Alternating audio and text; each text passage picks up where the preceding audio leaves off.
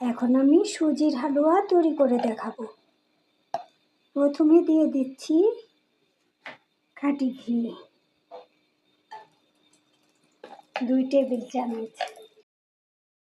তেলটা গরম হয়ে আসলে প্রথমে ভেজে নেব কিছু কাজু, পেস্তা, কাঠবাদাম ও কিশমিশ।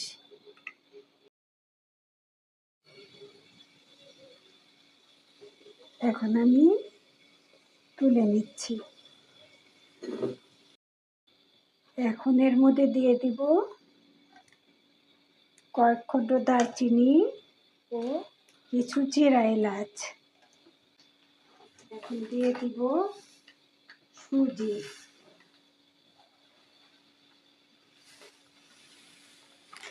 এখানে আমি 1.5 কাপ সুজি দিলাম।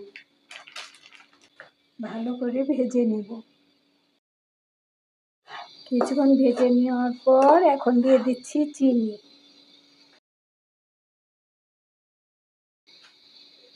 1.5 কাপ সুজির জন্য 1.5 কাপ চিনি।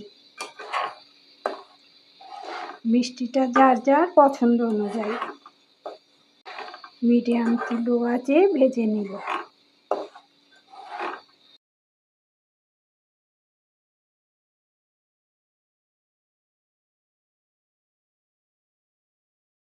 এখন দিয়ে দিচ্ছি ফোটানো পানি। 1.5 কাপ সুজির জন্য 1.5 কাপ পানি। এখন মিডিয়াম টু লো আঁচে দিয়ে 5 মিনিটের জন্য ঢেকে দেব। এখানে 1.5 কাপ সুজির জন্য 1.5 কাপ চিনি এবং 1.5 কাপ ফুটন্ত পানি।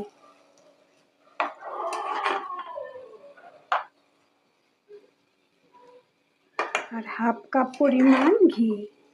প্রথমে 2 টেবিল চামচ দিয়েছি,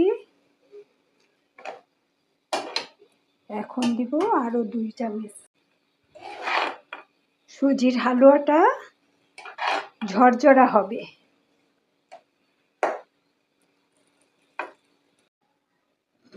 এখন উপর দিয়ে কিছু দিয়ে দিচ্ছি ভেজে রাখা ড্রাই ফ্রুট।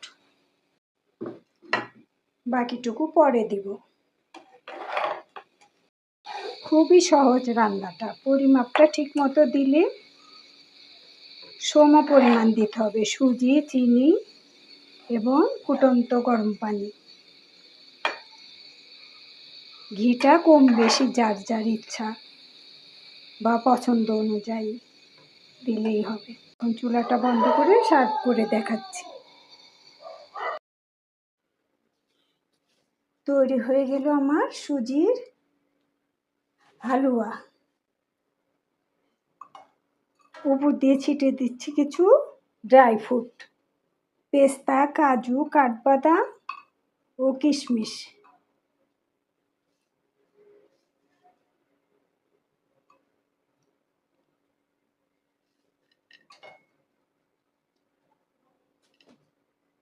দারুণ মজার এই হালুয়া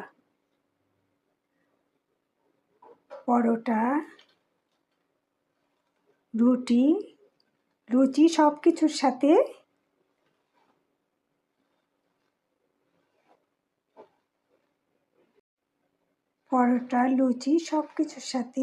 এই হালুয়া পরিবেশন করতে পারেন। এই লুচি এবং সুজির হালুয়া সকালে নাস্তায় অথবা বিকালে চায়ের সাথে খেতে পারেন। অতিথি আপ্যায়নেও সুন্দর একটা আইটেম দেওয়া যাবে সম্মুখে। এতক্ষণ সাথে থাকার জন্য সবাইকে অসংখ্য ধন্যবাদ।